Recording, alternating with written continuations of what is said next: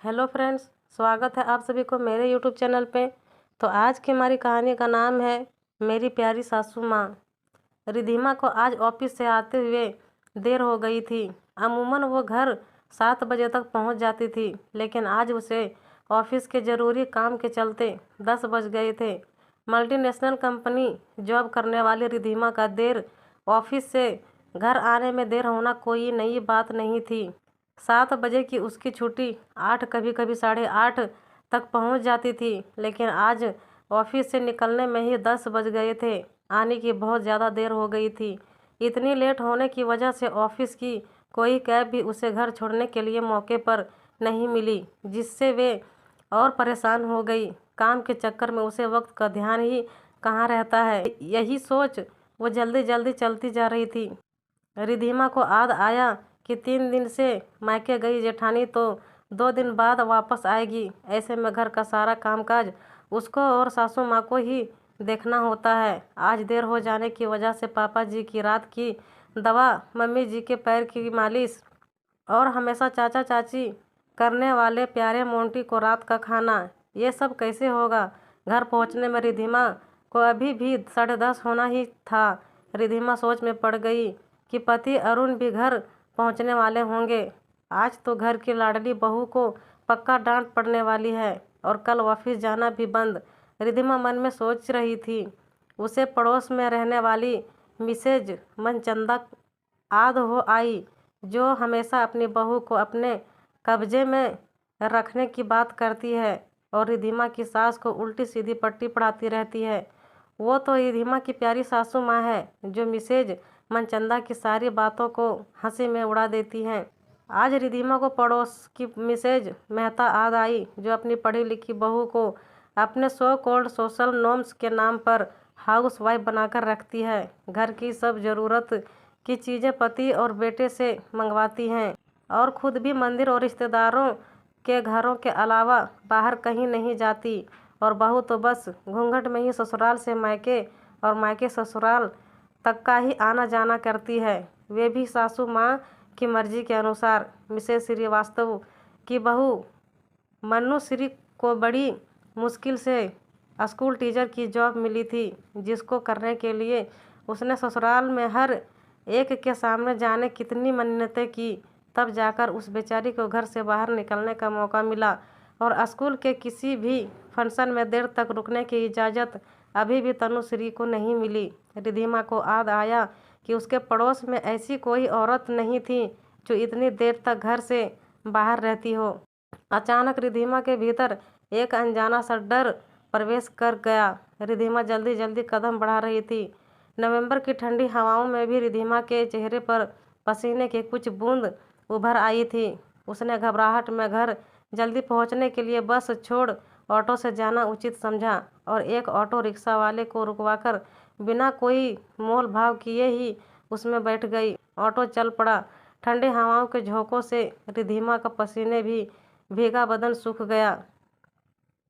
Office के काम से थकी रिधिमा की पलकें झपक रही थी, लेकिन उसके जल्दी घर पहुंचने के डर से उसे सोने ना दिया। रिधिमा को अपनी सास की सब बातें एक एक करके याद आ रही थी। 2 साल पहले जब रिधिमा शादी करके ससुराल आई थी, तो उसकी सासू माँ उसे कोई काम अकेला नहीं करने देती थी, चाहे किचन का काम हो, घर की साफ सफाई या कपड़ों की धुलाई। सासू माँ अपनी दोनों बहुओं का हाथ बराबर थी बांटती थी।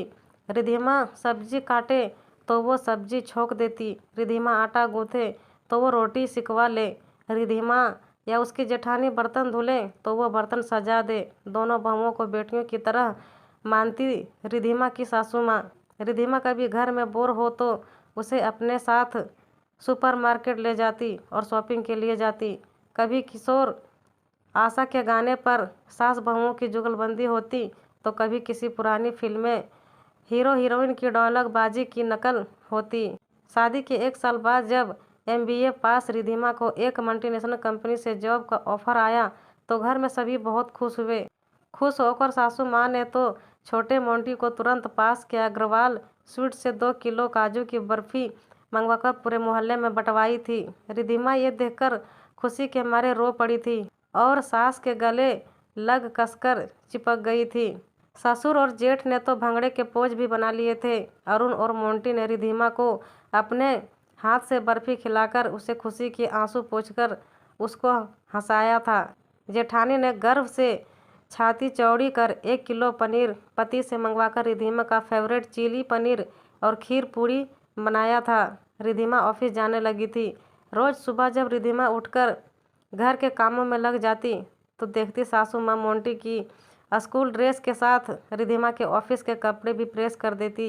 ये देख रिधिमा अपनी प्यारी सासू माँ के गले लग उनके गाल पर एक प्यार भरी पप्पी चिपका देती।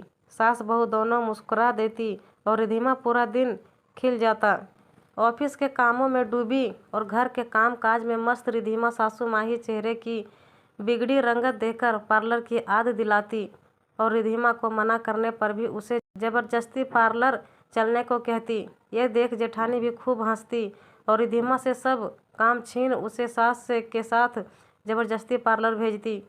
पार्लर में सासू माँ आईब्रो बनाती, पार्लर वाली के हाथों की कारीगरी को दिशा निर्देश कर देती ताकि उसकी सुंदर बहू और सुंदर लगे। नई नए स्टाइल के हेयर कटिंग कराती। सास की तन्मयता को देख बहू मंत्र मुग्ध बस चुपचाप मुस्कुराती हुई कठपुतली बन बैठी रहती। सास दोनों बहुओं के लिए कैल्शियम और आयरन की गोलियां लाना कभी नहीं भूलती और अपनी दवा और मालिश के लिए तभी मानती जब वह में जूस और गोलियां ले लेती थी। ऑटो में बैठी रिधिमा को सास और ससुराल की सारी बातें याद आ रही थी। वो सोच रही थी कि कितना अच्छा ससुराल उसको मिला है, लेकिन आज उसके इतना लेट होने पर सासू माँ का क्या रिएक्शन होगा, ये सब बड़ा सवाल था। ऑटो से उतरकर रिधिमा ने डर से राहत पाने के लिए अपनी माँ को फ़ोन किया और अपने लेट होने की बात बताई। माँ ने रिधिमा को लेट होने पर कोई राहत की बात तो नहीं की, उल्टे डांट जरूर लगा दी और आगे से टाइम पर घर आने की नसीहत दे डाली। माँ की डांट से रिधिमा को और डरा दिया। अब रिधिमा को उसका लेट होना एक बड़ी गलती की तरह लग रहा था। रिधिमा खुद को दोषी मानकर मन ही मन कोसते हुए दबे कदमों से घर के अंदर घुसी। घर का माहौल बिल्कुल शांत। ससुर जी बाहर वाले अपने कमरे में बिस्तर पर आंखें मूंदे लेटे थे। टीवी बंद था। मोंटी सो चुका था। किचन में कुकर की सीटी बज रही थी और सासू माँ अपने फेवरेट किशोर लता के गाने गुनगुनाते हुए चटनी का मसाला तैयार कर रही थी। रिधिमा ने घर के बरामदे में अरुण की कार ना देख समझ लिया कि अरुण अभी नहीं आए। रिधिमा ने सास के चेहरे की और देखा और लेट आने के लिए माफ़ी मांगी। सास ने रिधिमा के सर पर हाथ से एक टिप मारी और कहा, पगली लेट ही हुई है, कोई गुनाह थोड़े ही किया है। और फिर शादी से पहले तेरी ननद बबली को तो ऑफिस से आने में अक्सर ही 10 बजते थे। मैं समझती हूँ ऑफिस में काम रहता है तो देर सवेर हो ही जाती है। तू बेकार की चिंता छोड़ और हाथ मुंह धो ले। बिरयानी बनाई थी, वही गरम की है, चटनी खत्म हो गई थी, बना देती हूँ। रिधिमा सास की बातें सुन हैरान थी कि जिस बात को सोच वे पूरे रास्ते परेशान थी, सास को तो उससे कोई परेशानी ही नहीं। उसने सुकून की सांस ली। सास ने गैस पर पानी चढ़ाकर पूछा, बहू थक गई होगी, चाय पियोगी कि कॉफ़ी? रिधिमा सास के गले चिपक गई और गाल पर प्यार भरी पप्पी देकर बोली, मेरी प्यारी सासू माँ,